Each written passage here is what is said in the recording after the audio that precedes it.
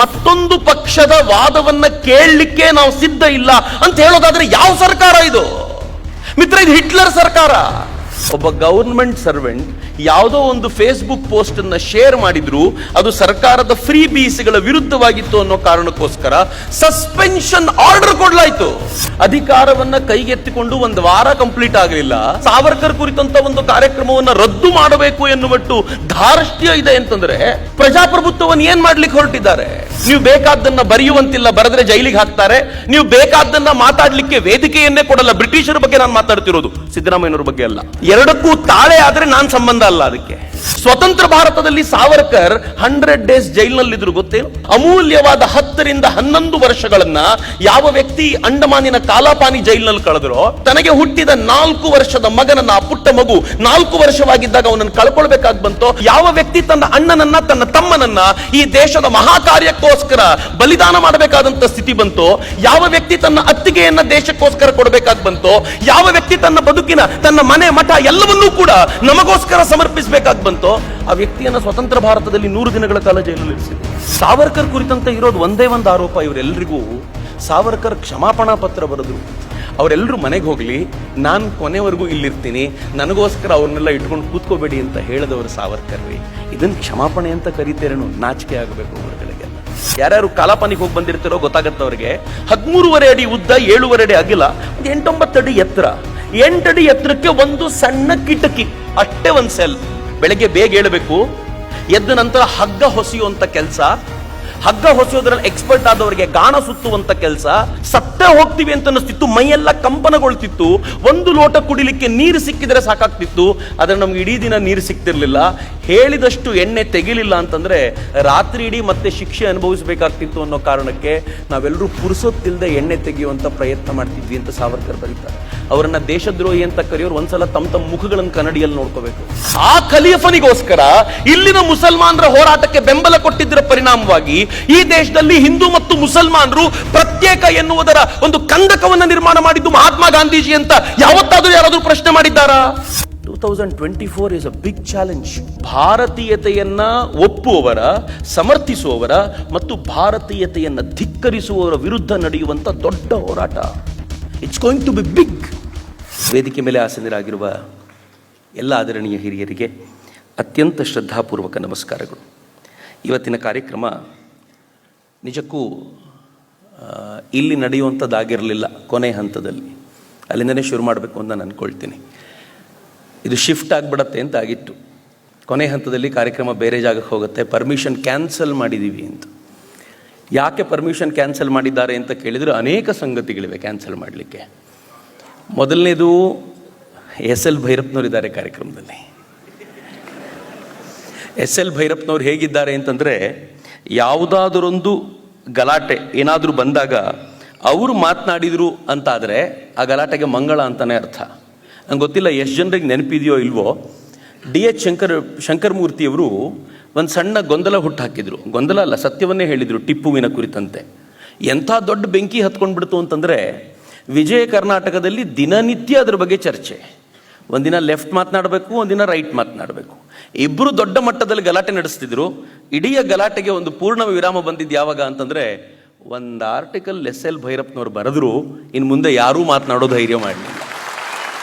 ಅದು ಅವರ ಶ್ರೇಷ್ಠತೆ. ನನಗೆ ಈಗಲೂ ಮರೀಲಿಕ್ಕಾಗಲ್ಲ. ಒಬ್ಬ ವ್ಯಕ್ತಿಯ ಬರವಣಿಗೆಯಲ್ಲಿರುವಂಥ ತಾಕತ್ತು ಎಂಥದ್ದು ಅಂತಂದರೆ, ಅವರು ಬರೆದ ಮೇಲೆ ಇನ್ನೊಂದು ಪ್ರಶ್ನೆ ಕೇಳುವಂಥ ಧೈರ್ಯ ಯಾರಿಗೂ ಇರಬಾರ್ದು ಅಂತ ಆ ಥರದ ಬರವಣಿಗೆಯನ್ನು ಪ್ರಸ್ತುತಪಡಿಸಿದವರು ಅವರು.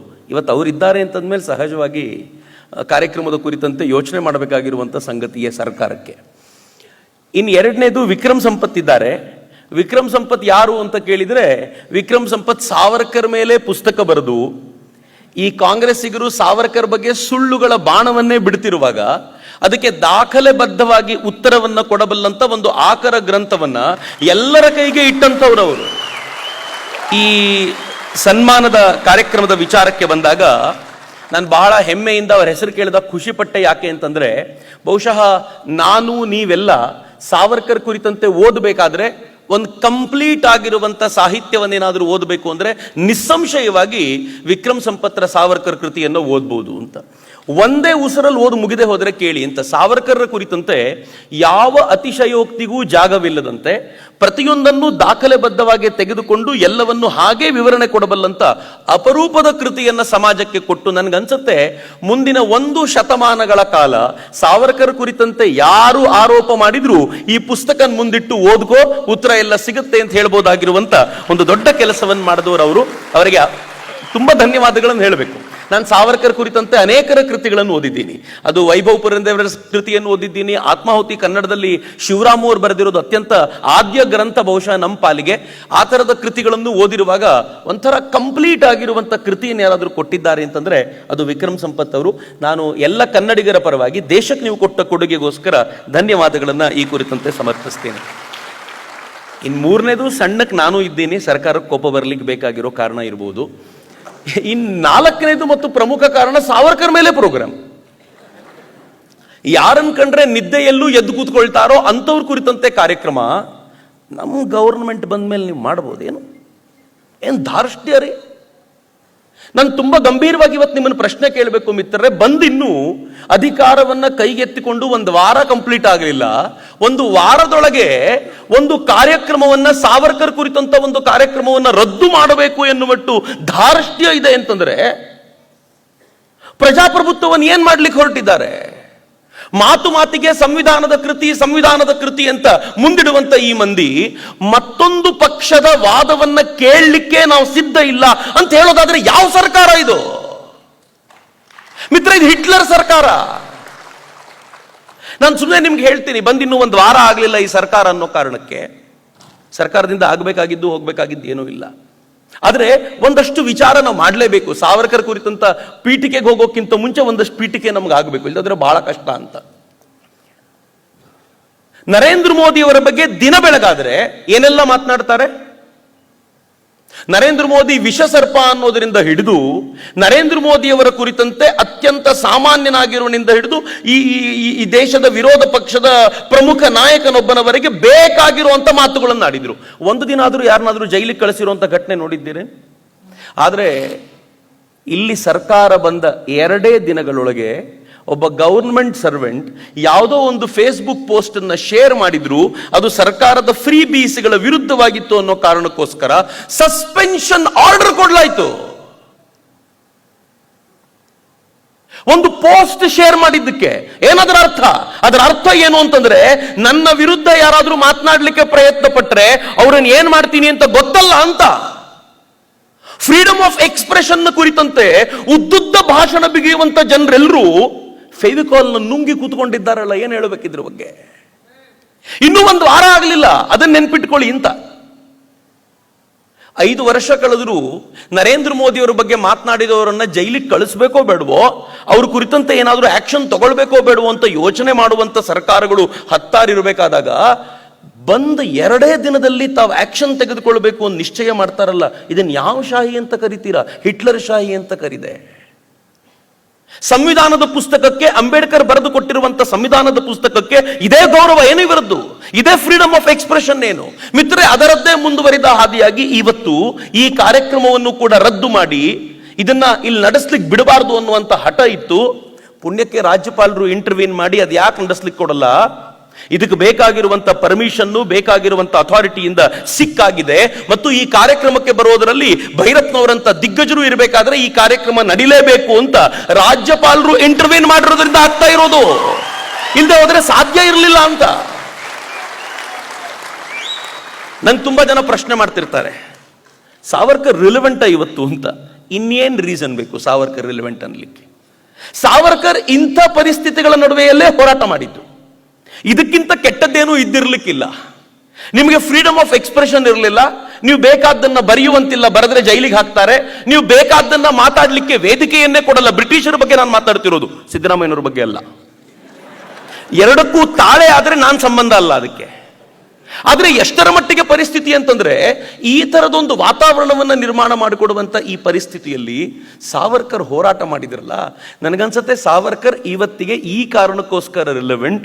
ಈ ದೇಶದ ಪ್ರತಿಯೊಬ್ಬ ಪ್ರಜೆಯು ಯಾವುದೋ ಒಬ್ಬ ವ್ಯಕ್ತಿಯ ವಿರುದ್ಧ, ಒಂದು ಸರ್ಕಾರದ ವಿರುದ್ಧ, ಒಂದು ಪಕ್ಷದ ವಿರುದ್ಧ ಅಲ್ಲ, ಈ ತರದ ಮಾನಸಿಕತೆಯ ವಿರುದ್ಧ ನಾವು ಹೋರಾಟ ಮಾಡಬೇಕಾಗಿದೆಯಲ್ಲ, ಆ ಮಾನಸಿಕತೆಯ ವಿರುದ್ಧ ಹೋರಾಟ ಮಾಡಲಿಕ್ಕೆ ನಮಗೆ ಬೇಕಾಗಿರುವ ಶಕ್ತಿಯನ್ನ ಯಾರು ಕೊಡ್ತಾರೆ ಅಂತಂದ್ರೆ ಅದು ಸಾವರ್ಕರ್ ಕೊಡ್ತಾರೆ ಅನ್ನೋ ಕಾರಣಕ್ಕೋಸ್ಕರ ಸಾವರ್ಕರ್ ಇವತ್ತಿಗೂ ಜೀವಂತವಾಗಿದ್ದಾರೆ. ಮಿತ್ರರೇ, ಸಾವರ್ಕರ್ ಸಾವಿದೆಯಲ್ಲ, ಚೆನ್ನಾಗಿದೆ ಅದು. ಸಾವರ್ಕರ್ ಬಗ್ಗೆ ಮಾತನಾಡಲಿಕ್ಕೆ ಸಾವರ್ಕರ್ ಸಾವಿಂದನೇ ಶುರು ಮಾಡಬೇಕು ಅಂತ.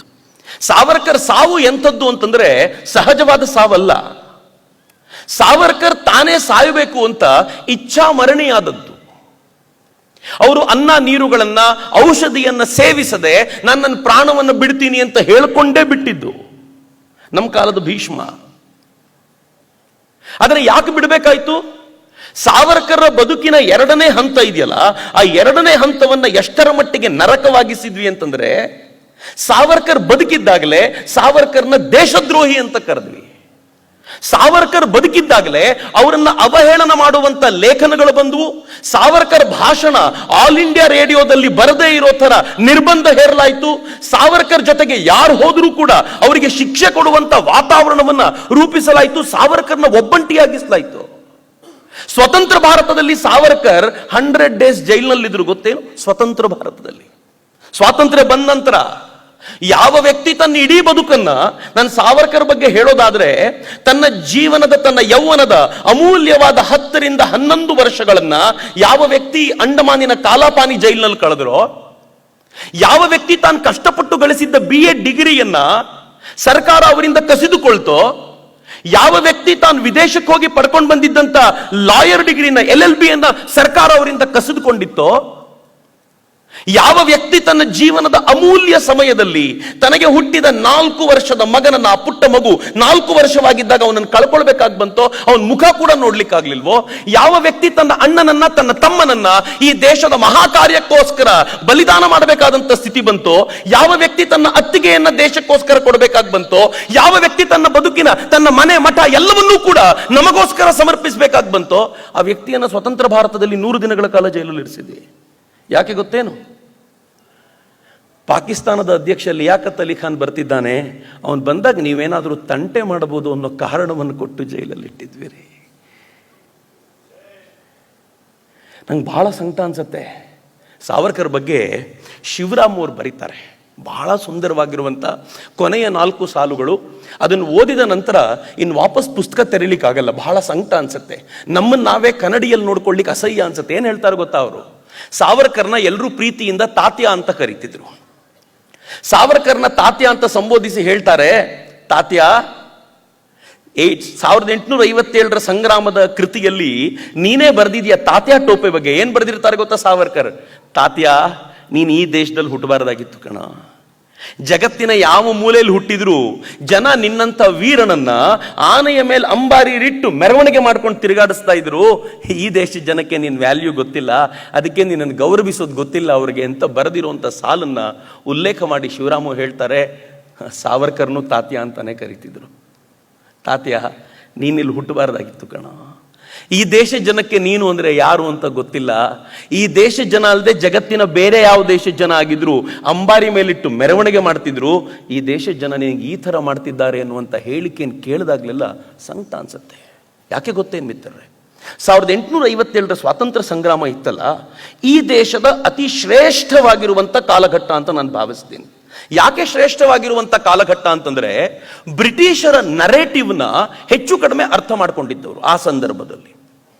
ಬ್ರಿಟಿಷರದು ನರೇಟಿವ್ ವಾರ್ ನಿಮ್ಗೆ ಗೊತ್ತಿರಲಿ. ಭಾರತ ಪ್ರತಿ ಬಾರಿ ಹೊಸಬರನ್ನ ಎದುರಿಸಿದೆಯಲ್ಲ, ಅದೆಲ್ಲ ಹೊಸತನದಲ್ಲೇ ಎದುರಿಸಿರುವಂಥದ್ದು. ಮುಸಲ್ಮಾನರು ಈ ದೇಶದ ಮೇಲೆ ಆಕ್ರಮಣ ಮಾಡಿದಾಗ ಆ ಪರಿಯ ಬರ್ಬರತೆಯನ್ನ ಭಾರತ ಎಂದೂ ಕಂಡೇ ಇರಲಿಲ್ಲ. ಅದನ್ನು ಎದುರಿಸೋದು ಹೇಗೆ ಅಂತಾನೆ ಗೊತ್ತಾಗ್ಲಿಲ್ಲ ನಮಗೆ. ಬ್ರಿಟಿಷರು ಅತ್ಯಾಧುನಿಕ ಶಸ್ತ್ರಾಸ್ತ್ರಗಳನ್ನು ತೆಗೆದುಕೊಂಡು ಬಂದ್ರು, ಅದನ್ನು ಎದುರಿಸೋದಕ್ಕೆ ಹೆಣಗಾಡಿದ್ವಿ. ಆದರೆ ಆನಂತರದ ದಿನಗಳಲ್ಲಿ ಅವರು ನರೇಟಿವ್ ವಾರ್ ಕ್ರಿಯೇಟ್ ಮಾಡಿದ್ದಿದೆಯಲ್ಲ, ಇವತ್ತಿಗೂ ಫೈಟ್ ಮಾಡೋದು ಹೇಗೆ ಅಂತ ಗೊತ್ತಿಲ್ಲ ನಮಗೆ. ಡಿಸ್ಪಾಲಿಯೇಷನ್ ಅಂಡ್ ಡಿಫೇಮಿಂಗ್ ಆಫ್ ಇಂಡಿಯಾ ಅಂತ ಒಂದು ಪುಸ್ತಕವನ್ನ ಧರ್ಮಪಾಲ್ಜಿ ಬರೆದಿದ್ದಾರೆ. ಬಹಳ ಸುಂದರವಾಗಿರುವಂತ ಕೃತಿ. 1830 ಲಂಡನ್ನ ಹೌಸ್ ಆಫ್ ಕಾಮನ್ಸ್ ನಲ್ಲಿ ಒಂದು ಚರ್ಚೆ ನಡೆಯುತ್ತೆ. ಎಲ್ಲ ಎಂಪಿಗಳು ಕೂತ್ಕೊಂಡು ಡಿಸ್ಕಸ್ ಮಾಡ್ತಾರೆ ಲಂಡನ್ ನಲ್ಲಿ, ಭಾರತವನ್ನ ಕ್ರಿಶ್ಚಿಯನೈಸ್ ಮಾಡಬೇಕು ಅಂತ. ಇದರ ಲೀಡ್ ಯಾರ್ದು ಅಂತಂದ್ರೆ William Wilber force.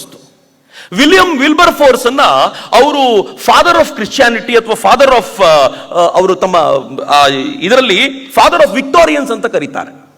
William Wilber force ಏನ್ ಮಾಡ್ತಾನೆ, ಎಲ್ಲ ಎಂಪಿಗಳಿಗೂ ಪತ್ರ ಬರೆದು ನಾಳೆ ಚರ್ಚೆ ನಡೆಯುತ್ತೆ, ಚರ್ಚೆಯಲ್ಲಿ ಕೆಲವು ಎಂಪಿಗಳು ವಿರೋಧ ಮಾಡುವ ಸಾಧ್ಯತೆ ಇದೆ, ಅವರನ್ನು ಮೆಟ್ಟಿ ನಿಂತು ನೀವು ಭಾರತದಲ್ಲಿ ಕ್ರಿಶ್ಚಿಯಾನಿಟಿ ಆಗಬೇಕು ಅನ್ನೋ ವಾದವನ್ನ ಸಮರ್ಥಿಸಿಕೊಳ್ಬೇಕು ಅಂತ ಪತ್ರ ಬರೆದ ನಂತರ ಏನ್ ಹೇಳ್ತಾರೆ ಗೊತ್ತಾ, ನರೇಟಿವ್ ವಾರ್ ಹೆಂಗಿರುತ್ತೆ ನೋಡಿ.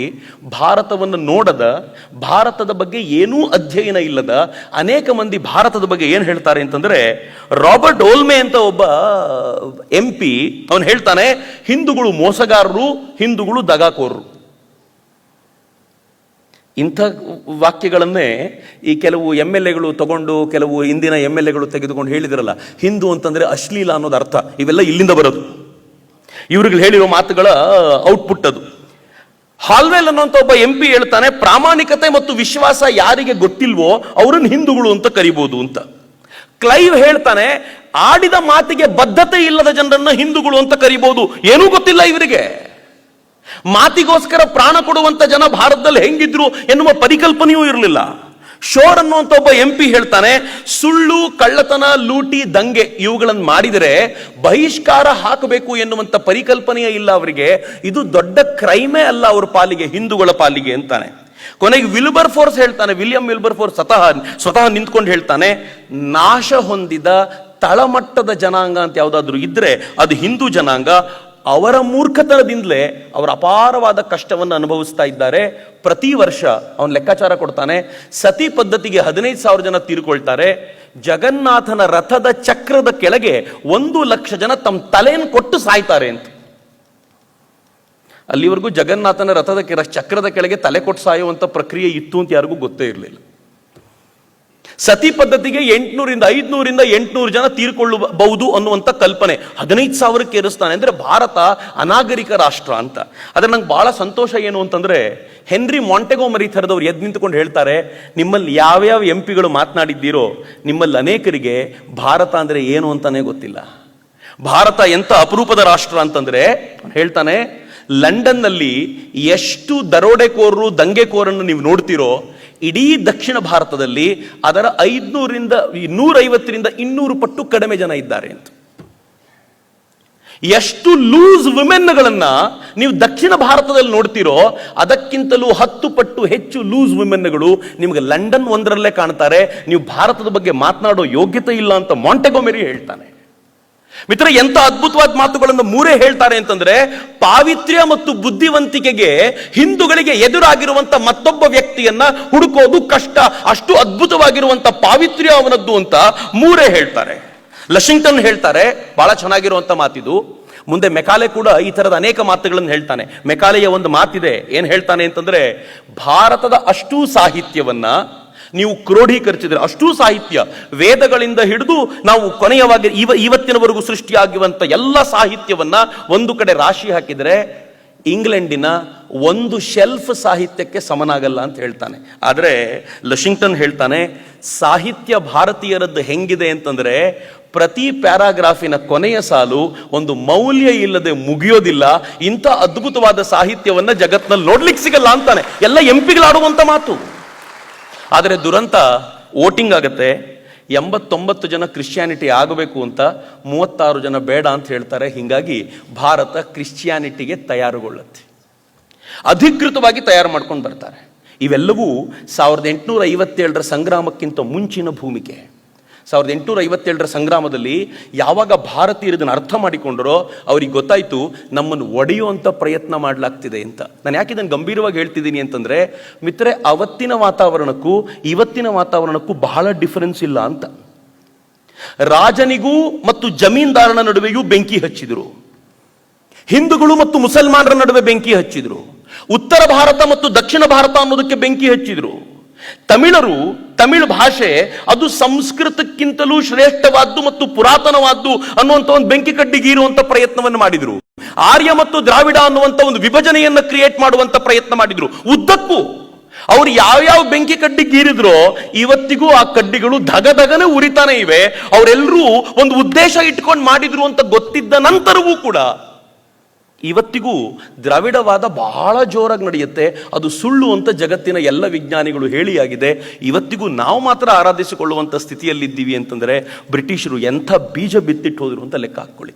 ಆದರೆ ಅವತ್ತಿನ ಭಾರತೀಯ ಸ್ಥಿತಿ ಹೆಂಗಿತ್ತು ಅಂತಂದರೆ, ಭಾರತೀಯರದ್ದು ಇದನ್ನು ಅರ್ಥ ಮಾಡ್ಕೊಂಡ್ಮೇಲೆ ತಮ್ಮ ನಡುವೆ ಇರುವಂಥ ಎಲ್ಲ ಭೇದಗಳನ್ನು ಪಕ್ಕಕ್ಕಿಟ್ಟು ಬ್ರಿಟಿಷರನ್ನು ಓಡಿಸೋದು ಒಂದನ್ನೇ ಗುರಿಯಾಗಿಟ್ಕೊಂಡು ಎಲ್ಲರೂ ಏಕಕಾಲಕ್ಕೆ ಸಿಡಿದೆದ್ದರಲ್ಲ 1857ರ ಸಂಗ್ರಾಮ. ಅದರ ದುರಂತ ಏನಾಯಿತು ಗೊತ್ತೇನು? ಆ ಸಂಗ್ರಾಮದಲ್ಲೂ ಕೂಡ ಬ್ರಿಟಿಷರ ಕೈ ಮೇಲಾಗಿ ಇನ್ನು ಭಾರತೀಯರನ್ನು ಅವರು ಮಟ್ಟ ಹಾಕಿ ನಿಂತ ಮೇಲೆ ಭಾರತೀಯರಿಗೆ ಅನ್ನಿಸ್ತು ಬ್ರಿಟಿಷರು ಅನ್ಕಾಂಕರಬಲ್ ಫೋರ್ಸ್, ಅವರನ್ನು ಎದುರಿಸೋದು ಬಹಳ ಕಷ್ಟ ಅಂತ. ಈ ಮೈಂಡ್ ಸೆಟ್ಟಿಗೆ ಹೋಗಿತ್ತಲ್ಲ, ಇದರಿಂದ ಆಚೆ ಕರ್ಕೊಂಡು ಬರುವಂಥ ಅಗತ್ಯ ಇತ್ತು. ಕೆಲವರು ಮಾಡಿದರು. ದಾದಾಬಾಯಿ ನವರೋಜಿ ಅವರದ್ದು ನಾವೆಲ್ಲರೂ ಓದಲೇಬೇಕಾಗಿರುವಂಥ ಅಪರೂಪದ ಸಾಹಿತ್ಯ ಅದು. ಅವರು ಡ್ರೈನ್ ಥಿಯರಿನ ತಗೊಂಡು ಬಂದರು. ಹೇಗೆ ಭಾರತದಿಂದ ವೆಲ್ತ್ ಅನ್ನ ಬ್ರಿಟಿಷರು ಎಳ್ಕೊಂಡು ಹೋಗ್ತಿದ್ದಾರೆ, ಕಸ್ಕೊಂಡು ಹೋಗ್ತಾ ಇದ್ದಾರೆ, ಅದರ ಕಾರಣಕ್ಕೋಸ್ಕರ ಭಾರತ ಬಡವಾಗಿದೆ ಹೊರತು ಸ್ವತಃ ಭಾರತ ಬಡ ಅಲ್ಲ ಅನ್ನೋದನ್ನ ದೊಡ್ಡ ದೊಡ್ಡ ವೇದಿಕೆಗಳ ಮೇಲೆ ದಾದಾಬಾಯಿ ನವರೋಜಿ ಹೇಳಲಿಕ್ಕೆ ಶುರು ಮಾಡಿದರು. ಬಾಲಗಂಗಾಧರ್ ತಿಲಕರ ಮಾತುಗಳು ಹೆಂಗಿದ್ವು ಗೊತ್ತೇನು? ಬಾಲಗಂಗಾಧರ್ ತಿಲಕರು ಕೇಳ್ತಿದ್ರು ಕೂತ ಜನರಿಗೆಲ್ಲ, ಶಿವಾಜಿ ಮಾಡಿ ತಪ್ಪಂತೀರೇನು? ಪೂನಾದಲ್ಲಿ ಅವ್ರು ಕೇಳ್ತಿದ್ದ ಮಾತು, ಶಿವಾಜಿ ಮಾಡಿ ತಪ್ಪು ಅಂತೀರೇನು? ಶಿವಾಜಿಯನ್ನ ಆರಾಧಿಸುವ ಜನ ಪೂನಾದಲ್ಲಿ ಶಿವಾಜಿ ಮಾಡಿ ತಪ್ಪು ಅಂತ ಹೆಂಗೆ ಯೋಚನೆ ಮಾಡ್ತಾರೆ? ಆದರೆ ಅವ್ರು ಹೇಳ್ತಾರೆ ಶಿವಾಜಿ ಮಾಡಿ ತಪ್ಪಲ್ಲ. ಯಾಕೆ ಅಂತಂದ್ರೆ ಅಗತ್ಯ ಬಿದ್ದರೆ ಶಸ್ತ್ರವನ್ನು ಎತ್ಕೊಳ್ಬೇಕು ಅಂತ ಕೃಷ್ಣನೇ ಹೇಳಿರೋದ್ರಿಂದ ಶಿವಾಜಿ ಮಾಡಿದ್ದನ್ನ ತಪ್ಪು ಅಂತ ಭಾರತೀಯರು ಗಣಿಸಲ್ಲ. ಹೀಗಾಗಿ ಅಗತ್ಯ ಬಿದ್ದರೆ ನೀವು ಯಾವ ಕೆಲಸ ಮಾಡಬೇಕೋ ಮಾಡಿ, ಯಾಕೆ ಅಂತಂದ್ರೆ ಗೀತೆಯ ಅಭಯ ಇದೆ ಅದಕ್ಕೆ ಅಂತ ಡೈರೆಕ್ಟ್ ಆಗಿ ಹೇಳ್ತಿರ್ಲಿಲ್ಲ, ಇಂಡೈರೆಕ್ಟ್ ಆಗಿ ಕೊಡಬೇಕಾಗಿರುವಂತ ಸಂಗತಿಯನ್ನು ಕೊಡ್ತಿದ್ರು. ಇವರೆಲ್ಲರೂ ಇಂಡೈರೆಕ್ಟ್ ಆಗಿ ಮಾಡ್ತಿದ್ರು. ಆದರೆ 1857ರ ನಂತರ ಮುನ್ನುಗ್ಗಿ ಒಂದು ಮಹತ್ ಸಾಹಸಕ್ಕೆ ಇಡೀ ದೇಶವನ್ನು ಒಗ್ಗೂಡಿಸಬಲ್ಲಂಥ ಒಂದು ಯಾವುದಾದ್ರೂ ಒಂದು ಅಪರೂಪದ ಶಕ್ತಿ ಬೇಕಿತ್ತಲ್ಲ ಮಿತ್ರರೆ, ಭಗವಂತ ಅದನ್ನು ಸಾವರ್ಕರ್ ರೂಪದಲ್ಲಿ ಕೊಟ್ಟ ಅಂತ ನಾನು ಭಾವಿಸ್ತೀನಿ. ಸಾವರ್ಕರ್ ಏನು ಅಂತ ಹೇಳೋಕ್ಕಿಂತ ಏನಲ್ಲ ಅಂತ ಕೇಳಬೇಕು ಅಂತ. ಸಾವರ್ಕರ್ ಒಬ್ಬ ಬರಹಗಾರ, ಅದ್ಭುತವಾದ ಬರಹಗಾರ. ಅವರ ಬರಹಗಳ ಪ್ರಭಾವ ಹೆಂಗಿತ್ತು ಅಂತಂದ್ರೆ, ಅವರು ಬರೆದ ಪುಸ್ತಕಗಳನ್ನ ಕದ್ದು ಮುಚ್ಚಿ ಮಾರಾಟ ಮಾಡಿ ಕ್ರಾಂತಿಕಾರಿಗಳು ಆ ದುಡ್ಡಿನಿಂದ ತಮ್ಮ ಕ್ರಾಂತಿ ಕಾರ್ಯವನ್ನ ನಡೆಸ್ತಾ ಇದ್ರು. 1857ರ ಕೃತಿ ಸಾವರ್ಕರ್ ಏನಾದರೂ ಬರಿದೇ ಹೋಗಿದ್ದಿದ್ರೆ ಇವತ್ತಿಗೂ ನಮ್ಮ ಪಠ್ಯ ಪುಸ್ತಕಗಳಲ್ಲಿ ಅದನ್ನ ಸಿಪಾಯಿ ದಂಗೆ ಅಂತಾನೆ ಓದ್ತಿದ್ವಿ. ಸಾವರ್ಕರ್ ಅದಕ್ಕೊಂದು ಹೊಸ ರಂಗು ಕೊಟ್ಟು ಇದು ಸಿಪಾಯಿ ದಂಗೆ ಅಲ್ಲ, ಪ್ರಥಮ ಸ್ವಾತಂತ್ರ್ಯ ಸಂಗ್ರಾಮ ಅಂತ ಹೇಳಿದ್ರಲ್ಲ, ಆ ಪುಸ್ತಕ ಎಷ್ಟು ಬಾರಿ ಮರು ಮುದ್ರಣ ಕಳ್ತು. ಅದರ 4ನೇ ಮುದ್ರಣವನ್ನ ಬ್ರಿಟಿಷರು ಬ್ಯಾನ್ ಮಾಡಿದ್ದಾಗಿಯೂ 4ನೇ ಮುದ್ರಣವನ್ನ ಮಾಡಿದ್ಯಾರು ಗೊತ್ತಾ? ಸ್ವತಃ ಸುಭಾಷ್ ಚಂದ್ರ ಬೋಸರು ಇಂಡಿಯನ್ ನ್ಯಾಷನಲ್ ಆರ್ಮಿಯ ಸೈನಿಕರು ಓದ್ಲಿ ಅಂತ ಅದರ 4ನೇ ಮುದ್ರಣವನ್ನ ಮಾಡಿಸಿದ್ರು. ಇದು ಸಾವರ್ಕರ್ ಬರಹದ ತಾಕತ್ತು ಅಂತ.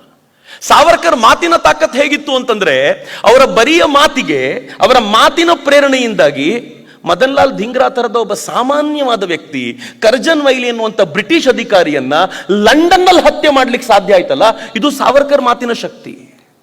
ಸಾವರ್ಕರ್ ಎಂಥ ಸಂಘಟನಾಕಾರರು ಅಂತಂದ್ರೆ, ಅವರು ಲಂಡನ್ ನಲ್ಲಿ ಬ್ರಿಟಿಷರ ಗುಹೆಗೆ ನುಗ್ಗಿ ಅವರ ವಿರುದ್ಧ ಒಂದು ಸಂಘಟನೆಯನ್ನು ಕಟ್ಟಿ ಬ್ರಿಟಿಷರು ಬಾಲ ಮುದುರಿಕೊಳ್ಳುವಂತೆ ಮಾಡುವಂತ ಪ್ರಯತ್ನ ಮಾಡಿದ್ರಲ್ಲ, ಅದು ಸಾವರ್ಕರ್ ಸಂಘಟನೆಗೆ ಸಾಕ್ಷಿ. ಸಾವರ್ಕರ್ ಭಾಷಾಶಾಸ್ತ್ರಜ್ಞ. ಮರಾಠಿ ಸಾಹಿತ್ಯಕ್ಕೆ ಏನು ಬದಲಾವಣೆ ತರಬೇಕು ಎನ್ನುವಂಥದ್ರ ಕುರಿತಂತೆ ಚಿಂತನೆ ಮಾಡಬಲ್ಲಂತ ವ್ಯಕ್ತಿ. ಸಾವರ್ಕರ್ ಧಾರ್ಮಿಕ ಚಿಂತನೆಯಲ್ಲಿ ಮುಂದಾಳತ್ವ ವಹಿಸಿದವರು. ಸಾವರ್ಕರ್ ಇತಿಹಾಸಜ್ಞ. ಸಾವರ್ಕರ್ ಏನಲ್ಲ ಅಂತ ಕೇಳಬೇಕು ಅಂದ್ರೆ ಯಾರಾದ್ರೂ ಕಾಂಗ್ರೆಸ್ಸಿಗರನ್ನ ಕೇಳಬೇಕು. ಸಾವರ್ಕರ್ ಕುರಿತಂತೆ ಇರೋದು ಒಂದೇ ಒಂದು ಆರೋಪ ಇವರೆಲ್ಲರಿಗೂ, ಸಾವರ್ಕರ್ ಕ್ಷಮಾಪಣಾ ಪತ್ರ ಬರೆದ್ರು ಅಂತ. ಮಿತ್ರ, ತುಂಬ ಬಾರಿ ಉತ್ತರ ಕೊಡ್ಲಿಕ್ಕೆ ಹೋಗೋದು ತಪ್ಪು ಅಂತ ನನಗನ್ಸುತ್ತೆ. ಯಾಕೆಂದ್ರೆ ಅರ್ಥವಾಗದ ಅಯೋಗ್ಯರಿಗೆ ನೀವು ತುಂಬ ಅರ್ಥ ಮಾಡಿಸ್ಲಿಕ್ಕೆ ಹೋದ್ರೆ ನಿಮ್ಮ ಕಂಠ ಶೋಷಣೆ ಆಗುತ್ತೆ ಹೊರತು ಅರ್ಥ ಮಾಡ್ಕೊಳ್ಬಾರದು ಅಂತ ಡಿಸೈಡ್ ಮಾಡದೇ ಇರೋನು ಯಾವತ್ತೂ ಪ್ರಯತ್ನ ಪಡಲ್ಲ ಅಂತ. ಆದರೆ ಸ್ವಲ್ಪ ಗಂಭೀರವಾಗಿ ಯೋಚನೆ ಮಾಡಿ, ಸಾವರ್ಕರ್ ಬರೆದಿದ್ದು ಕ್ಷಮಾಪಣಾ ಪತ್ರವಾ? ಅದೊಂದು ಅಧಿಕಾರ ರೀ. ಯಾವತ್ತಾದ್ರೂ ಕೋರ್ಟ್ನಲ್ಲಿ ನಿಂತ್ಕೊಂಡು ನನ್ನ ಪರವಾಗಿ ನಾನು ವಾದ ಮಾಡ್ಕೊಳ್ತೀನಿ ಅಂತ ಯಾವ್ದಾದ್ರೂ ಒಬ್ಬ ಕ್ಲೈಂಟ್ ಹೇಳಿದ್ರೆ ಅಥವಾ ಯಾವ್ದಾದ್ರೂ ಒಬ್ಬ ವ್ಯಕ್ತಿ ಹೇಳಿದ್ರೆ, ನನ್ನ ಪರವಾಗಿ ವಾದ ಮಾಡ್ಲಿಕ್ಕೆ ಯಾರೂ ಇಲ್ಲ ಸರ್, ನಾನೇ ವಾದ ಮಾಡ್ಕೊಳ್ತೀನಿ, ನಾನು ಏನೂ ತಪ್ಪು ಮಾಡಲಿಲ್ಲ ಅಂತ ನಾನು ಪ್ರೂವ್ ಮಾಡ್ತೀನಿ ಅಂತ ಹೇಳಿದ್ರೆ ಕ್ಷಮಾಪಣೆ ಏನದು? ಸಾವರ್ಕರ್ ಕುರಿತಂತೆ ಮಾತಾಡುವ ಪ್ರತಿಯೊಬ್ಬ ವ್ಯಕ್ತಿಯೂ ಕೂಡ, ಪ್ರತಿಯೊಬ್ಬ ಕಾಂಗ್ರೆಸ್ಸಿಗನೂ ಕೂಡ ಒಂದ್ಸಲ ತಮ್ಮ ನಾಯಕರುಗಳ ಹಿಸ್ಟ್ರಿ ನೋಡಬೇಕು. ಅವರೆಲ್ಲ ಎಲ್ಲೆಲ್ಲಿದ್ರು, ಯಾವ್ಯಾವ ಜೈಲಿನಲ್ಲಿದ್ರು ಅಂತ. ನಾನು ಪಟೇಲ್ರ ಕುರಿತಂತೆ ಓದಿದ್ದೀನಿ. ನಂಗೆ ಪಟೇಲ್ರ ಕುರಿತಂತೆ ಅಪಾರವಾದ ಗೌರವ ಇದೆ. ಆದರೆ ಪಟೇಲ್ರ ಜೀವನವನ್ನು ಓದುವಾಗ ಅದರಲ್ಲಿ ಒಂದ್ ಕಡೆ ತುಂಬಾ ಚೆನ್ನಾಗಿ ಬರುತ್ತೆ. ರಾಜಮೋಹನ್ ಗಾಂಧಿ ಬರೆದಿರುವಂತ ಪಟೇಲ್ ಅನ್ನುವಂಥ ಕೃತಿ, ಅದ್ರಲ್ಲಿ ಬಹಳ ಚೆನ್ನಾಗಿ ಹೇಳ್ತಾರೆ. ಪಟೇಲ್ರು, ಜವಾಹರ್ಲಾಲ್ ನೆಹರು, ಮಹಾತ್ಮ ಗಾಂಧಿ ಈ ತರ ಎಲ್ಲ ಪ್ರಮುಖ ನಾಯಕರು ಜೈಲಿನಲ್ಲಿದ್ದಾಗ ಪಟೇಲ್ರು ಸಂಜೆ ಆದ್ರೆ ಎಲ್ಲರೂ ಜೊತೆಯಲ್ಲಿ ಸೇರ್ಕೊಂಡು ಆಟ ಆಡ್ತಾ ಇದ್ರು. ಅವರಿಗೆ ಬೋರ್ ಆದ್ರೆ ಅವರು ಗಾರ್ಡನಿಂಗ್ ಮಾಡ್ಲಿಕ್ಕೆ ಅಂತ ಬರ್ತಿದ್ರು. ಗಾರ್ಡನಿಂಗ್ ಮಾಡ್ಲಿಕ್ಕೆ ಅವರಿಗೆ ಊಟ ತಿಂಡಿ ಹೊರಗಡೆಯಿಂದ ತಂದ್ಕೊಡ್ಲಿಕ್ಕೆ ಮುಕ್ತವಾದ ಅವಕಾಶ ಇತ್ತು. ಅವರಿಗೆ ಗಾಳಿಯಲ್ಲಿ ಅಡ್ಡಾಡ್ಲಿಕ್ಕೆ, ತಿರುಗಾಡ್ಲಿಕ್ಕೆ ವ್ಯವಸ್ಥೆ ಇತ್ತು. ಕೆಲಸ ಅಂತೂ ಏನೂ ಇರಲಿಲ್ಲ. ಅವರಿಗೆ ಶೇವಿಂಗ್ ಮಾಡ್ಲಿಕ್ಕೆ, ಕಟಿಂಗ್ ಮಾಡ್ಲಿಕ್ಕೆ ಯಾರಾದ್ರೂ ಬರ್ತಿದ್ರು. ಏನು ಅದ್ಭುತವಾಗಿರುವಂತದ್ದು. ಜೈಲಿನಲ್ಲಿ ಇದ್ರು ಅನ್ನೋದು ಬಿಟ್ರೆ ಇನ್ನೆಲ್ಲ ಸವಲತ್ತಿತ್ತು. ಸಾವರ್ಕರ್ ಹೆಂಗಿತ್ತು? ಸಾವರ್ಕರ್ ಇದ್ದಂತ ಜೈಲಿನ ಇಂಚಿಂಚು ಡೀಟೇಲ್ನ ತಮ್ಮ ಕೃತಿಯಲ್ಲಿ ಅವರು ಬರೀತಾರೆ. 13.5 ಅಡಿ ಉದ್ದ, ಸುಮಾರು 7.5 ಅಡಿ ಅಗಲ. ಯಾರ್ಯಾರು ಕಾಲಾಪಾನಿಗೆ ಹೋಗಿ ಬಂದಿರ್ತಾರೋ ಗೊತ್ತಾಗತ್ತೆ ಅವರಿಗೆ. 13.5 ಅಡಿ ಉದ್ದ, 7.5 ಅಡಿ ಅಗಲ, ಒಂದು 8-9 ಅಡಿ ಎತ್ತರ. 8 ಅಡಿ ಎತ್ತರಕ್ಕೆ ಒಂದು ಸಣ್ಣ ಕಿಟಕಿ, ಅಷ್ಟೇ ಒಂದು ಸೆಲ್, ಅಷ್ಟರಲ್ಲೇ ಇರಬೇಕು. ಇದ್ದಿದ್ರು ಸುಮ್ಮನೆ ಇರೋದಲ್ಲ, ಆರಾಮಾಗಿರ್ಬೇಕು, ಹೊರಗಡೆ ತಿರುಗಾಡ್ಕೊಂಡಿರೋದು ಅಂತಲ್ಲ. ಒಬ್ಬ ವ್ಯಕ್ತಿಗೆ ಒಂದು ಸೆಲ್, ಅದಕ್ಕೆ ಸೆಲ್ಯುಲಾರ್ ಜೈಲ್. ಅದು ಪಕ್ಕದಲ್ಲಿ ಯಾರಿದ್ದಾನೆ ಅಂತ ಗೊತ್ತಾಗಲ್ಲ. ಅವರ ಈ ಕಿಟಕಿಗೆ ಮತ್ತೊಬ್ಬನ ಇನ್ನೊಂದು ಕಿಟಕಿ, ಹೀಗಾಗಿ ಇನ್ನೊಂದು ಜೈಲಿನ ಕಿಟಕಿ ಕಾಣೋದ್ರಿಂದ ಯಾರಿದ್ದಾರೆ ಅಂತ ಗೊತ್ತಾಗೋ ಪ್ರಮೇಯವೇ ಇಲ್ಲ. ಸಾವರ್ಕರ್ರ ಅಣ್ಣ ಸಾವರ್ಕರ್ಗಿಂತ ಮುಂಚಿತವಾಗಿ ಜೈಲಿಗೆ ಹೋಗಿದ್ರು ಅಂಡಮಾನ್ನ ಕಾಲಾಪಾನಿಗೆ. ಸಾವರ್ಕರ್ನ ಭೇಟಿ ಆಗಲಿಕ್ಕೆ ಕನಿಷ್ಠ ಪಕ್ಷ 1-1.5 ವರ್ಷ ಹಿಡಿತು. ಜೈಲಿನಲ್ಲೇ ಇದ್ರು, ಒಂದೇ ಜೈಲಲ್ಲಿ ಅಣ್ಣ ತಮ್ಮ ಇಬ್ರು ಇದ್ರು, ಭೇಟಿ ಆಗ್ಲಿಕ್ಕಾಗಿರ್ಲಿಲ್ಲ. ಸಾವರ್ಕರ್ ಅಣ್ಣನಿಗೆ ನನ್ನ ತಮ್ಮ ಜೈಲಿಗೆ ಅಂಡಮಾನ್ನ ಕಾಲಾಪಾನಿಗೆ ಬಂದಿದ್ದಾನೆ ಅಂತ ಗೊತ್ತಾಗಿದ್ದೆ ಮೊದಲನೇ ಬಾರಿ ಅವರನ್ನು ಕಣ್ಣಲ್ಲಿ ಕಣ್ಣಿಟ್ಟು ಸಂಧಿಸಿದಾಗ. ಆಮೇಲೆ ಏನಾಯ್ತು ಗೊತ್ತೇನು? ಸಾವರ್ಕರ್ ಅಣ್ಣ ಒಂದು ಪತ್ರ ಬರೆದು ಕಳಿಸ್ತಾರೆ ತಮ್ಮನಿಗೆ, ಕದ್ದು ಮುಚ್ಚಿ ಪತ್ರ ಕಳಿಸ್ತಾರೆ. ಪತ್ರದಲ್ಲಿ ಬರೀತಾರೆ, ತಾತ್ಯ ನೀನು ಅಲ್ಲೆಲ್ಲೋ ಇದ್ದು ಬ್ರಿಟಿಷರ ವಿರುದ್ಧ ಹೋರಾಟ ಮಾಡ್ತಿದ್ಯಾ ಅನ್ನೋಂಥ ಒಂದೇ ಒಂದು ಕನಸಿನಿಂದ ಇಲ್ಲಿ ನನ್ನ ಜೀವವನ್ನು ಗಟ್ಟಿಯಾಗಿ ಹಿಡ್ಕೊಂಡು ಕೂತಿದ್ನಲ್ಲೋ, ನೀನೂ ಬಂದ್ಬಿಟ್ರೆ ಇನ್ ಸ್ವಾತಂತ್ರ್ಯದ ಹೋರಾಟ ಮಾಡೋದು ಯಾರೋ? ಆ ಪತ್ರದ ಆ ವೇದನೆಯನ್ನ ಗಮನಿಸಿ ಅದಕ್ಕೆ ಸಾವರ್ಕರ್ ಉತ್ತರ ಏನಿರ್ಬೋದು ಮಿತ್ರ? ನಾನು ನೀವು ಇಮ್ಯಾಜಿನ್ ಮಾಡ್ಲಿಕ್ಕೆ ಸಾಧ್ಯ ಇಲ್ಲ. ಯೋಚನೆ ಮಾಡಿ, ನನ್ನ ಮೇಲೆ ಪೂರ್ಣ ಭರವಸೆ ಇಟ್ಟಿರುವಂತ ನನ್ನ ಅಣ್ಣ ಒಂದು ಪತ್ರ ಬರೆದು ಹೇಳ್ತಾನೆ, ನೀನು ಇಲ್ಲಿಗೆ ಬಂದ್ಬಿಟ್ಟಿಯೇನೋ, ನೀನು ಹೊರಗಡೆ ಇದೆಯಾ ಅಂತ ಈ ಎಲ್ಲ ಯಾತನೆಯನ್ನ ನನ್ನ ಜೀವ ಔಡುಗಚ್ಚಿ ಸಹಿಸ್ಕೊಂಡಿದ್ದೀನಿ. ಇವತ್ತೋ ನಾಳೆ ನನ್ನ ತಮ್ಮ ಸ್ವಾತಂತ್ರ್ಯ ತರಿಸ್ತಾನೆ, ನಾವೆಲ್ಲರೂ ಬಿಡುಗಡೆಯಾಗಿ ಹೋಗ್ತೀವಿ ಅಂತ ಔಡುಗಚ್ಕೊಂಡು ಕೂತಿದ್ದೀನಿ. ನೀನ್ ನೋಡಿದ್ರೆ ಇಲ್ಲಿ ಬಂದು ಕೂತಿದ್ಯಲ್ಲ. ಸಾವರ್ಕರ್ ಬರೆದರು, ನಿನ್ನ ಪತ್ರ ನೋಡಿ ಚೂರಿ ಇರಿದಂಗೆ ಆಗ್ಬಿಡ್ತು ಕಣ ನನಗೆ. ಈ ದೇಶದಲ್ಲಿ ಮುಂದೆ ನಿಂತ್ಕೊಂಡು ಹೋರಾಟ ಮಾಡಿದವ್ರನ್ನಷ್ಟೇ ಗಣಿಸೋದಲ್ಲ, ಯಾರು ಸೈಲೆಂಟ್ ಆಗಿ ಯಾರಿಗೂ ಗೊತ್ತಾಗದಂತೆ ಕೆಲಸ ಮಾಡ್ತಿದ್ದಾರೋ ಅವರನ್ನು ನಾವು ಗೌರವಿಸ್ತೀವಿ ಅಂತ ನಿಂಗೆ ಗೊತ್ತು ತಾನೆ. ಇವತ್ತು ನಾನು ಅಂಥ ಹೋರಾಟಕ್ಕೆ ಸಜ್ಜಾಗಿ ಬಂದಿದ್ದೀನಿ ಅಂತ ಸಾವರ್ಕರ್ ಪತ್ರ ಬರೀತಾರೆ. ಏನು ದೊಡ್ಡತನ ಅದು, ಏನು ಅದ್ಭುತವಾದ ಬದುಕು ಮಿತ್ರ. ಇವೆಲ್ಲ ಅರ್ಥ ಆಗ್ಲಿಕ್ಕೆ ಸಾಧ್ಯ ಅನ್ಕೊಂಡಿದ್ದೀರೇನು? ಇಂಥ ಸಾವರ್ಕರ್ ಜೈಲಿಗೆ ಹೋದ 6 ತಿಂಗಳಲ್ಲೇ ತಮಗಿರುವ ಅಧಿಕಾರವನ್ನು ಬಳಸ್ಕೊಂಡು, ಅಧಿಕಾರ ಅಂತ ಯಾಕೆ ಹೇಳ್ತೀನಿ ಗೊತ್ತೇನು? ಸಾವರ್ಕರ್ ಮಾತ್ರ ಅಲ್ಲ, ಆ ಜೈಲಿಗೆ ಬಂದಂತ ಪ್ರತಿಯೊಬ್ಬರೂ ಕೂಡ ತಾವು ಪತ್ರವನ್ನ ಬರೆಯುವಂತ, ಕ್ಷಮಾಪಣಾ ಪತ್ರವನ್ನ ನೀವು ಕರೆಯೋದೇ ಆದ್ರೆ ಅದನ್ನು ಬರೆಯುವಂತ ಅವರಿಗೆ ಅಧಿಕಾರ ಇತ್ತು. ಅವರು ಅದನ್ನು ಬರಿಬಹುದಾಗಿತ್ತು. ಹಾಗೆ ಬರೆದವ್ರು ಯಾರಿದ್ರು? ಸ್ವತಃ ಅರವಿಂದ ಘೋಷರ ತಮ್ಮ, ಆತ ಒಂದು ಬಾಂಬ್ ಕೇಸ್ನಲ್ಲಿ, ಅಲಿಪುರ್ ಬಾಂಬ್ ಕೇಸ್ನಲ್ಲಿ ಪ್ರಾಬಬಲಿ ಅಲ್ಲಿಂದ ಜೈಲಿನೊಳಗೆ ಬಂದವರು, ಅವರು ಕೂಡ ಪತ್ರವನ್ನು ಬರೆದಿದ್ರು. ಬಂದ ಪ್ರತಿಯೊಬ್ಬರು ಪತ್ರ ಬರೀತಿದ್ರು. 6 ತಿಂಗಳಲ್ಲೇ ಬಂದಾಗ ಇವರೊಂದು ಪತ್ರ ಬರೆದ್ರು. ಆದರೆ ಆಶ್ಚರ್ಯ ಏನು ಗೊತ್ತೇನು? ಅವರ ಮೊದಲನೇ ಪತ್ರ ತೆಗೆದು ಕಸದ ಬುಟ್ಟಿಗೆ ಸೀಲಾಯಿತು, ಕೇರೆ ಮಾಡಲಿಲ್ಲ. ಆದರೆ ಸಾವರ್ಕರ್ ಕಡಿಮೆ ಆಸಾಮಿ ಅಲ್ಲ. ಅವ್ರಿಗೆ ಗೊತ್ತಿತ್ತು ನನ್ನ ಪತ್ರಗಳಿಗೆ ಬೆಲೆಯನ್ನು ಕೊಡಲ್ಲ ಅಂತ. ಆದರೆ ಸಾವರ್ಕರ್ ಅಲ್ಲಿದ್ದಾರೆ ಅನ್ನುವಂಥ ಪ್ರೇರಣೆಯೇ ಹೆಂಗಿತ್ತು ಅಂತಂದರೆ, ಸಾವರ್ಕರ್ ಪ್ರಭಾವದಿಂದ ಒಬ್ಬ ವ್ಯಕ್ತಿ, ಒಬ್ಬ ಕ್ರಾಂತಿಕಾರಿ ಹೇಗೋ ಕಷ್ಟಪಟ್ಟು ಒಂದು ಪೇಪರು ಪೆನ್ಸಿಲ್ಲು ಸಂಪಾದಿಸಿಕೊಂಡು ಇಲ್ಲಿರುವಂಥ ಯಾತನೆಯನ್ನು ಏನು ಅಂತ ಬರಿತಾನೆ. ಏನು ಯಾತನೆ? ಬೆಳಗ್ಗೆ ಬೇಗ ಏಳಬೇಕು, ಎದ್ದ ನಂತರ ಹಗ್ಗ ಹೊಸೆಯುವಂಥ ಕೆಲಸ, ಹಗ್ಗ ಹೊಸೆಯೋದ್ರಲ್ಲಿ ಎಕ್ಸ್ಪರ್ಟ್ ಆದವರಿಗೆ ಗಾಣ ಸುತ್ತುವಂತ ಕೆಲಸ. ಸಾವರ್ಕರ್ ತಮ್ಮ ಮಾಜಿ ಜೀವನ್ ಟೇಪಲ್ಲಿ ಹೇಳ್ತಾರೆ, 10 ನಿಮಿಷ ಗಾಣ ಸುತ್ತಿದ್ರೆ ಬಾಯಿ ಒಣಗೋಗ್ತಿತ್ತು, ಸತ್ತೇ ಹೋಗ್ತೀವಿ ಅಂತ ಅನಿಸ್ತಿತ್ತು, ಮೈಯೆಲ್ಲ ಕಂಪನಗೊಳ್ತಿತ್ತು. 1 ಲೋಟ ಕುಡಿಲಿಕ್ಕೆ ನೀರು ಸಿಕ್ಕಿದ್ರೆ ಸಾಕಾಗ್ತಿತ್ತು, ಆದರೆ ನಮ್ಗೆ ಇಡೀ ದಿನ ನೀರು ಸಿಕ್ತಿರ್ಲಿಲ್ಲ.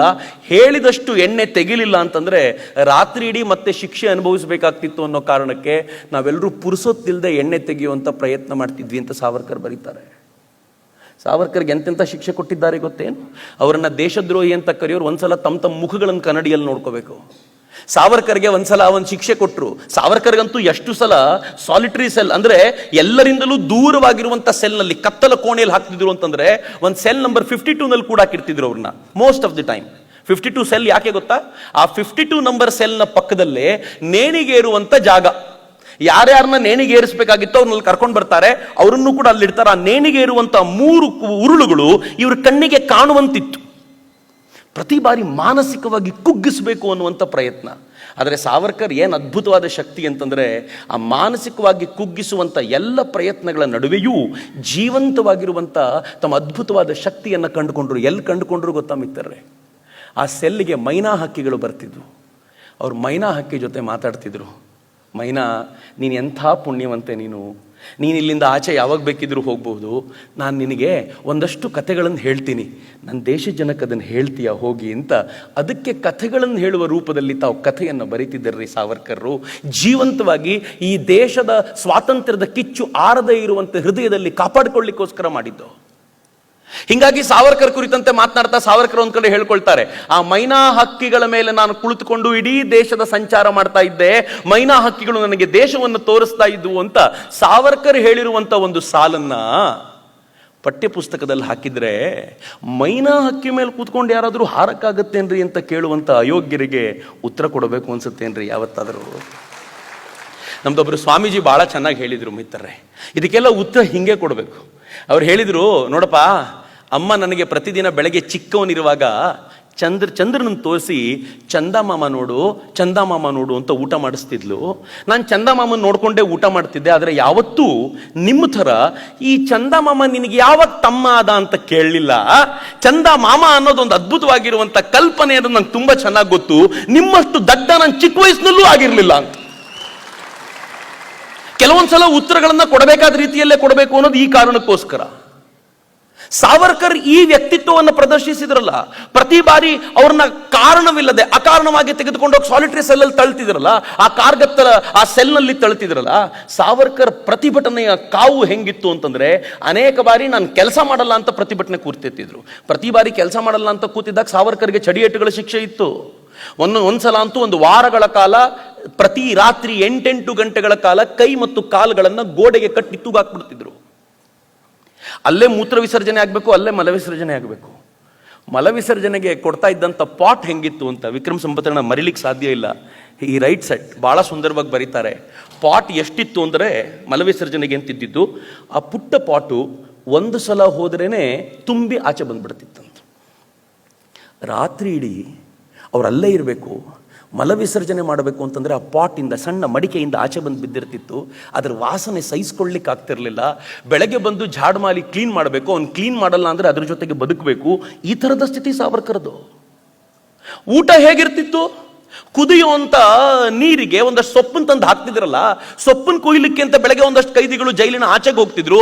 ಆ ಕತ್ತಲಲ್ಲಿ ತಗೊಂಡು ಬರಬೇಕಾದ್ರೆ ಹಾವು, ಹಲ್ಲಿ, ಚೇಳು ಎಲ್ಲ ಬರ್ತಿತ್ತು ಅಂತ ಬಿಸಿನೀರಿಗೆ ಹಾಕ್ಬಿಟ್ಟು ಹೋಗ್ಬಿಡ್ತಿದ್ರು. ಊಟಕ್ಕೆ ಕೂತಾಗ ಅದೆಲ್ಲ ಬರ್ತಿತ್ತು. ಸಾವರ್ಕರ್ ಮಾಜಿ ಜೀವನ್ ಟೇಪಲ್ಲಿ ಹೇಳ್ತಾರೆ, ಬೇರೆಯವ್ರಿಗೆ ಏನು ಊಟ ಮಾಡ್ತಿದ್ರೋ ಗೊತ್ತಿಲ್ಲ, ನಮಗೆ ಹಬ್ಬದ ಊಟಕ್ಕೆ ನಮ್ಗೆ ಕೊಡ್ತಾ ಇರುವಂಥ ಊಟದ ಜೊತೆಗೆ ಗೆದ್ದಲು ಹುಳುಗಳನ್ನು ಮಿಕ್ಸ್ ಮಾಡಿ ಕೊಡ್ತಾ ಇದ್ರು, ಹಬ್ಬದ ಸ್ಪೆಷಲ್ ಅಂತ. ಅದ್ರ ಜೊತೆ ಬದುಕಿದ್ದೀವಿ ನಾವು ಅಂತ ಸಾವರ್ಕರ್ ಹೇಳ್ತಾರೆ. ಎಷ್ಟು ಚೆನ್ನಾಗಿ ಸಾವರ್ಕರ್ನ ದೇಶದ್ರೋಹಿ ಅಂದ್ಬಿಡ್ತಾರಲ್ರಿ. ಮಿತ್ರ, ಸಾವರ್ಕರ್ ಬರೆದಿದ್ದು ಒಂದು ಲೆಟರ್ ಅಲ್ಲ, 7 ಪತ್ರಗಳನ್ನು ಬರೆದ್ರು. ಕೊನೆ ಪತ್ರ ಅಂತೂ ನಾನು ಪದೇ ಪದೇ ಓದಿದ್ದೀನಿ ಅದನ್ನು ವಿಕ್ರಮ್ ಸಂಪತ್ರ ಕೃತಿಯಲ್ಲಿ. ಆ ಕೊನೆ ಪತ್ರದ ಕೊನೆಯ 4 ಪ್ಯಾರಾಗ್ರಾಫ್ನಲ್ಲಿ ಏನು ಹೇಳ್ತಾರೆ ಸಾವರ್ಕರ್ ಅಂತಂದರೆ, ನೋಡಿ, ನನ್ನನ್ನು ಬಿಡಿ ಅಂತ ನಾನು ಕೇಳ್ಕೊಂಡಿದ್ದೀನಿ ನಿಜ, ಆದರೆ ನನ್ನನ್ನು ಬಿಡುವಂಥ ಧಾವಂತದಲ್ಲಿ ಉಳಿದವ್ರನ್ನ ಬಿಡಬಾರ್ದು, ನನ್ನನ್ನೂ ಬಿಡಬಾರ್ದು, ಅವರನ್ನೂ ಬಿಡಬಾರ್ದು ಅಂತ. ಆದರೆ ನಂದೊಂದು ವಿನಂತಿ ಇದೆ, ಅವರನ್ನೆಲ್ಲ ಬಿಟ್ಬಿಡಿ, ನನ್ನನ್ನು ಕೊನೆವರೆಗೂ ಇಟ್ಕೊಳ್ಳಿ. ಅವರೆಲ್ಲರೂ ಮನೆಗೆ ಹೋಗಲಿ, ನಾನು ಕೊನೆವರೆಗೂ ಇಲ್ಲಿರ್ತೀನಿ, ನನಗೋಸ್ಕರ ಅವ್ರನ್ನೆಲ್ಲ ಇಟ್ಕೊಂಡು ಕೂತ್ಕೋಬೇಡಿ ಅಂತ ಹೇಳಿದವರು ಸಾವರ್ಕರ್ ರೀ. ಇದನ್ನು ಕ್ಷಮಾಪಣೆ ಅಂತ ಕರೀತೇರೇನು? ನಾಚಿಕೆ ಆಗಬೇಕು ಅವರುಗಳಿಗೆಲ್ಲ.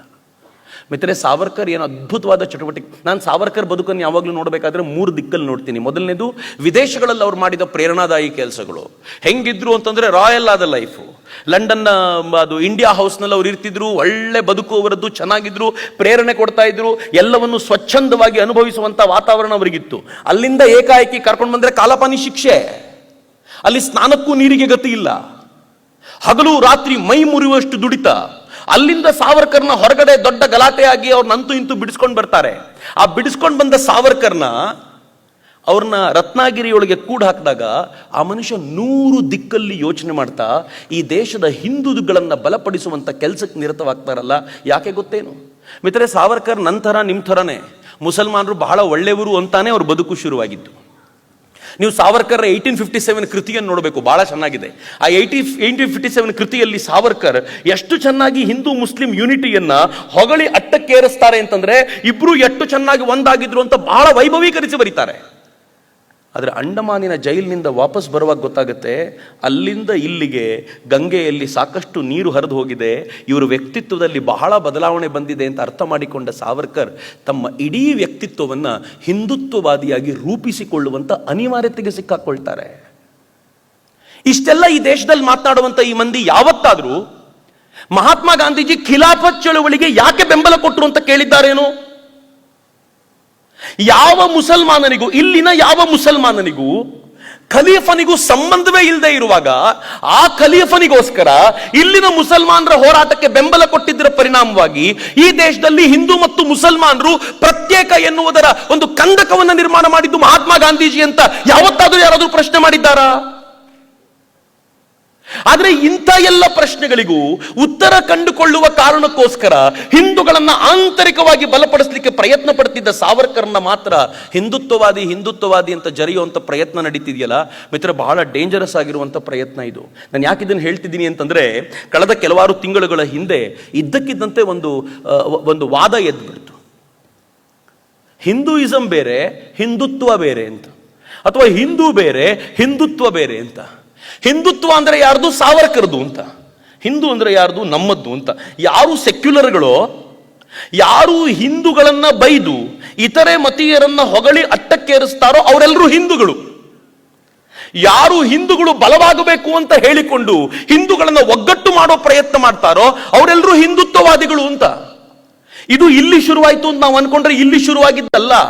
ಜಗತ್ತಿನ ಯಾವುದೋ ಮೂಲೆಯಲ್ಲಿ ಈ ದೇಶವನ್ನ ಛಿದ್ರಗೊಳಿಸಲಿಕ್ಕೆ ಬೇಕಾಗಿರುವಂತ ವ್ಯವಸ್ಥೆ ರೂಪುಗೊಳ್ತಿತ್ತಲ್ಲ, ಅದಕ್ಕೆ ಸರಿಯಾಗಿ ಈ ದೇಶದಲ್ಲಿ ಕೆಲವರು ಅವರು ಆಡಿಸಿರುವಂತ ಗೊಂಬೆಗಳಾಗಿ ಕುಣಿತಿದ್ರು ಅಷ್ಟೇ.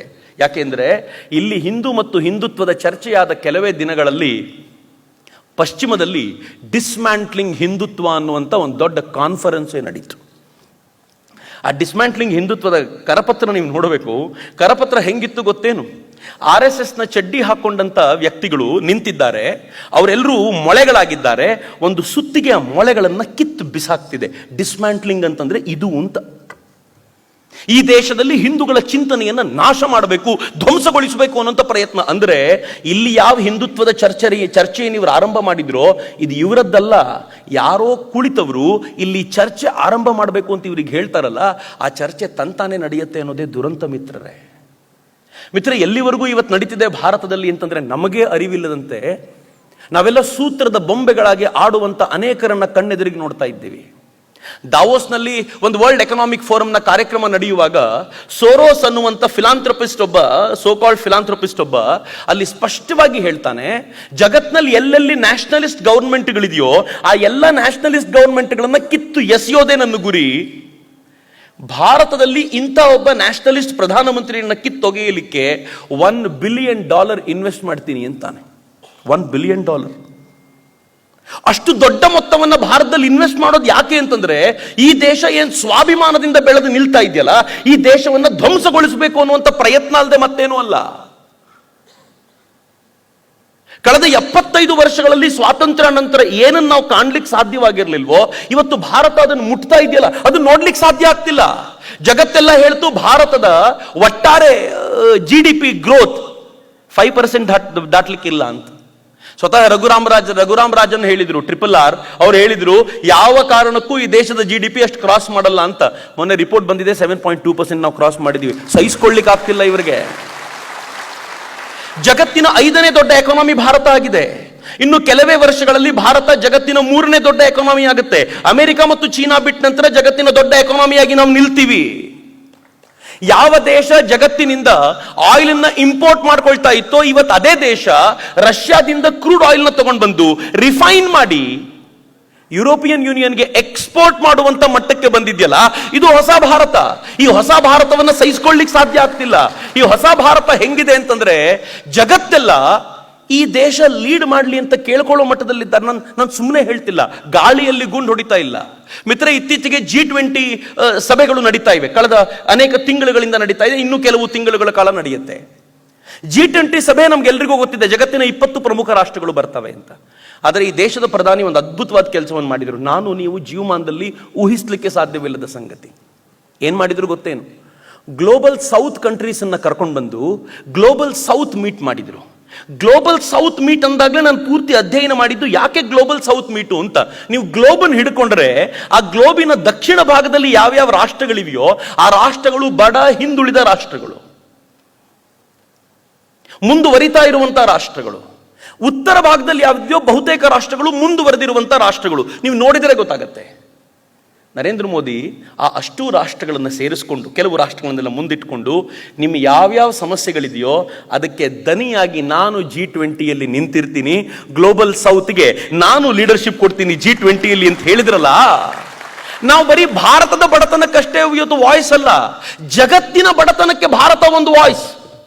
ಹೀಗಾಗಿ ಭಾರತವನ್ನ ಪಕ್ಕಕ್ಕಿಟ್ಟು ಜಗತ್ತಿನ ಯಾವ ರಾಷ್ಟ್ರವು ತನ್ನ ಸ್ವಾಸ್ಥ್ಯವನ್ನ ಆಲೋಚನೆ ಮಾಡಲಿಕ್ಕೆ ಸಾಧ್ಯವಿಲ್ಲ. ಹೆಂಗೆ ಸಹಿಸಿಕೊಳ್ಳಿಕ್ಕೆ ಸಾಧ್ಯ ಇದನ್ನ?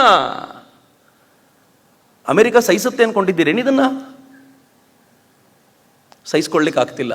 ನಂಗೆ ಬಹಳ ಬೇಜಾರು, ಅಮೆರಿಕ ಸಹಿಸ್ಕೊಳ್ಳಿಕ್ಕೆ ಆಗ್ತಿಲ್ಲ ಅಂತಿಲ್ಲ, ಭಾರತದಲ್ಲಿರೋ ಕೆಲವರಿಗೆ ಸಹಿಸ್ಕೊಳ್ಳಿಕ್ಕೆ ಆಗಲ್ಲ ಅಂದ್ರೆ ಏನ್ ಹೇಳದ್ರಿ? America ಸಹಿಸ್ಕೊಳ್ಳಲ್ಲ, agri. ಆದರೆ ನನ್ನ ದೇಶದಲ್ಲಿರುವಂಥ ಅನೇಕರಿಗೆ ಸಹಿಸ್ಕೊಳ್ಳಿಕ್ಕಾಗಲ್ಲ.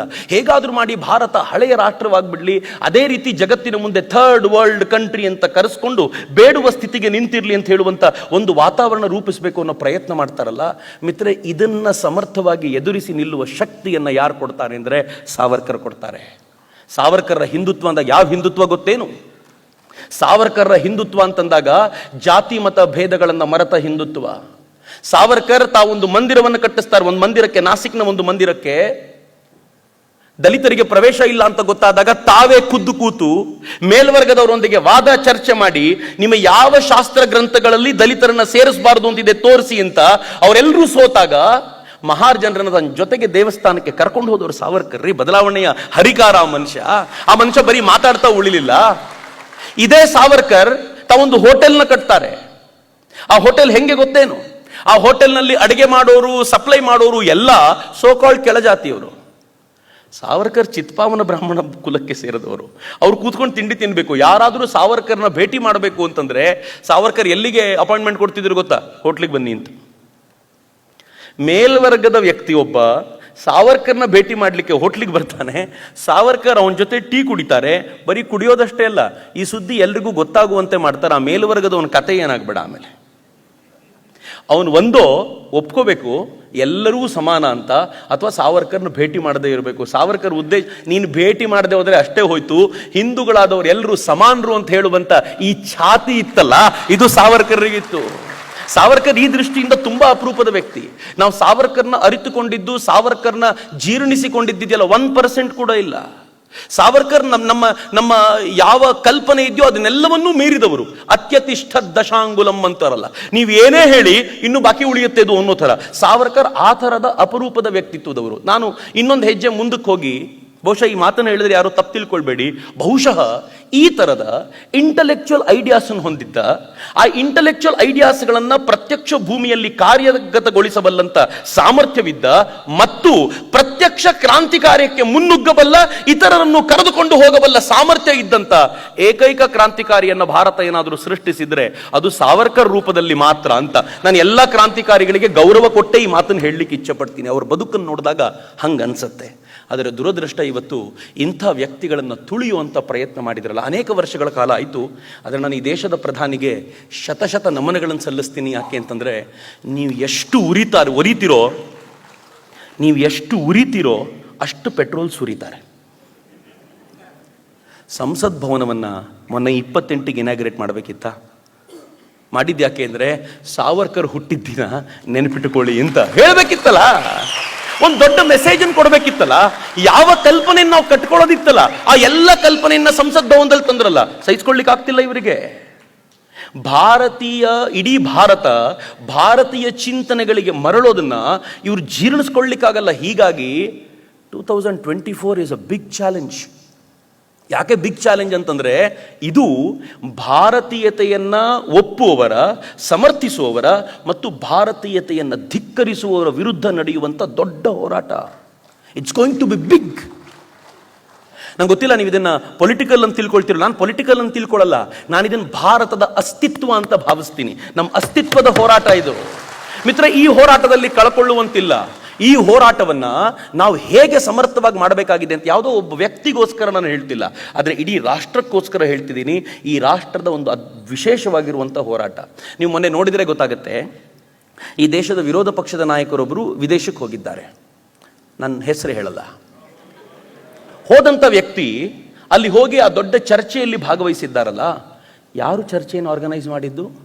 ಆ ಇಡೀ ಚರ್ಚೆಯ ಆರ್ಗನೈಸೇಷನ್ ನಡೀತಾ ಇರಬೇಕಾದಾಗ ಜನಗಣಮನ ಪ್ಲೇ ಆಗತ್ತೆ, ಒಬ್ಬ ಕೂಡ ನಿಂತ್ಕೊಳ್ಳಲ್ಲ ರೀ. ನರೇಂದ್ರ ಮೋದಿ ಅವರು ಆಸ್ಟ್ರೇಲಿಯಾಕ್ಕೆ ಹೋಗ್ತಾರೆ, ಭಾರತ್ ಮಾತಾ ಕಿ ಜೈ ಅಂದರೆ ಇಡೀ ಆಸ್ಟ್ರೇಲಿಯಾದ ಹಾಲ್ ರೆವರ್ಬ್ರೇಟ್ ಆಗುತ್ತೆ. ಡಿಫ್ರೆನ್ಸ್ ಗಮನಿಸಿ. ಅಂದರೆ ಭಾರತವೇ ಹೋಗೋದು ಮತ್ತು ಭಾರತದ ವಿರೋಧ ಹೋಗೋದು, ಇವೆರಡೂ ಕೂಡ ಬಹಳ ಡಿಸ್ಟಿಂಕ್ಟ್ ಆದ ಟಾಪಿಕ್ಗಳು ಅಂತ ಸೂಕ್ಷ್ಮವಾಗಿ ಗಮನಿಸಬೇಕಾದಂಥ ಅಗತ್ಯ ಇದೆ ಅಂತ. ಸಾವರ್ಕರ್ ಈ ಎಲ್ಲ ಸೂಕ್ಷ್ಮತೆಯನ್ನು ನಮ್ಗೆ ತಂದು ಕೊಡುವಂಥ ಅಪರೂಪದ ವ್ಯಕ್ತಿ. ಆ ಕಾರಣಕ್ಕೆ ನಾನು ಯಾವಾಗಲೂ ಅಂದ್ಕೊಳ್ಳೋದು, ಸಾವರ್ಕರ್ ಬದುಕಿದ್ದಾಗ ಏನು ಶಕ್ತಿಯಾಗಿದ್ರೋ ಈಗ ಅದಕ್ಕಿಂತ 100 ಪಟ್ಟು ಹೆಚ್ಚು ಭರ್ಜರಿಯಾಗಿರುವಂಥ ಶಕ್ತಿಯಾಗಿ ನಿಲ್ಲಬೇಕಾದಂಥ ಅಗತ್ಯ ಇದೆ. ಅದಕ್ಕೆಲ್ಲ ತರುಣ ವರ್ಗ ಮುಂದೆ ಕೂಡಿ ಬರಬೇಕಾಗಿದೆ. ತಾಯಿ ಭಾರತೀಯ ಪಾದ ಪದ್ಮಗಳನ್ನು ತೊಳಿಲಿಕ್ಕೆ ಸಿಂಧು ಸಾಗರದ ಬಿಂದು ಬಿಂದುಗಳಾಗಿ ಹರಿದು ಬರುವಂಥ ಹೊತ್ತು ಇದು ಅಂತ ನಾನು ಅತ್ಯಂತ ಕಳಕಳಿಯಿಂದ ಈ ಸಂದರ್ಭದಲ್ಲಿ ಭಾವಿಸ್ತಾ, ಸಾವರ್ಕರ್ನ ಮತ್ತೊಮ್ಮೆ ಹೆಗಲ ಮೇಲೆ ಹೊತ್ಕೊಂಡು ತಿರುಗಾಡೋಣ. ನಾನು ನೀವಲ್ಲದೆ ಮತ್ತಾರೂ ಹೊರಬೇಕಾಗಿದೆ. ಸಾವರ್ಕರ್ ಅಂತವರಿಗೆ ನಾವೇ ಆನೆಗಳಾಗಿ ಅಂಬಾರಿನ ಇಟ್ಕೊಂಡು ನಾವು ಕರ್ಕೊಂಡು ಹೋಗ್ತೀವಿ. ತಾತ್ಯ ಟೋಪೆಗಾದ ಅವಮಾನ ಈ ತಾತ್ಯಾನಿಗೆ ನಮ್ಮ ಯುಗದಲ್ಲಿ ನಾವು ಆಗ್ಲಿಕ್ಕೆ ಬಿಡಲ್ಲ ಅಂತ ಹೇಳಬೇಕಾದಂಥ ಒಂದು ಅವಶ್ಯಕತೆ ಇದೆಯಲ್ಲ, ಅದು ಈ ಸಂದರ್ಭದಲ್ಲಿ ಇದೆ ಅಂತ ನಾನು ಭಾವಿಸ್ತೀನಿ. ಮೈಸೂರಿನ ಈ ಸಾವರ್ಕರ್ ಪ್ರತಿಷ್ಠಾನ ಈ ಕೆಲಸವನ್ನು ಬಹಳ ಚೆನ್ನಾಗಿ ಮಾಡ್ತಾ ಇದೆ. ನಾನು ಅವರಿಗೆ ವಿಶೇಷವಾದ ಅಭಿನಂದನೆಗಳು ಸಲ್ಲಿಸ್ತೀನಿ. ಯಾಕೆಂದರೆ ಸಾವರ್ಕರ್ ಕುರಿತಂತೆ ಅವಮಾನ ಆದಾಗ ಕರ್ನಾಟಕ ಯಾವತ್ತೂ ಪ್ರತಿಭಟಿಸಿದ ಮಿತ್ರರೇ, ನಾವು ಯಾವತ್ತೂ ಸೈಲೆಂಟ್ ಆಗಿಲ್ಲ. ಸಾವರ್ಕರ್ ಫಲಕವನ್ನು ನೀವು ಅಂಡಮಾನಿನಲ್ಲಿ ಹಾಕಬಾರದು ಅಂತ ಹೇಳಿದಾಗ ಕರ್ನಾಟಕ ಪ್ರತಿಕ್ರಿಯೆ ಹೆಂಗೆ ಕೊಡ್ತು ಗೊತ್ತಾ? ಹಾಕಲೇಬೇಕು ಅಂತ ಪ್ರತಿಭಟನೆ ಮಾಡಿಯಲ್ಲ, ಸಿಕ್ಕಿದ್ದೇ ಚಾನ್ಸು ಅಂತ ಸಾವರ್ಕರ್ ಬಗ್ಗೆ ಒಂದು ಪುಸ್ತಕ ಬರೆದು ಸಾವರ್ಕರ್ ಪುಸ್ತಕವನ್ನು ಎಲ್ರಿಗೂ ಸಿಗುವಂತೆ ಮಾಡಿ, ಸಾವಿರಾರು ಜನರ ಕೈಗೆ ಆ ಪುಸ್ತಕ ಸಿಗುವಂತೆ ಮಾಡಿ, ಇವರು ಸಾವರ್ಕರ್, ಇವರು ಫಲಕ ಬೇಡ ಅಂತ ನೋಡಿ ಅಂತ ಇನ್ಯಾವಾಗ ಹೇಳಲಿಕ್ಕೆ? ಕಾಂಟ್ರವರ್ಸಿ ಬಂದಾಗಲೆಲ್ಲ ಆ ಮಹಾ ವ್ಯಕ್ತಿಯನ್ನು ಪರಿಚಯಿಸುವಂತ ಅವಕಾಶ ಅಂತ ಭಾವಿಸ್ಕೊಂಡು ಕೆಲಸ ಮಾಡಿದೆ.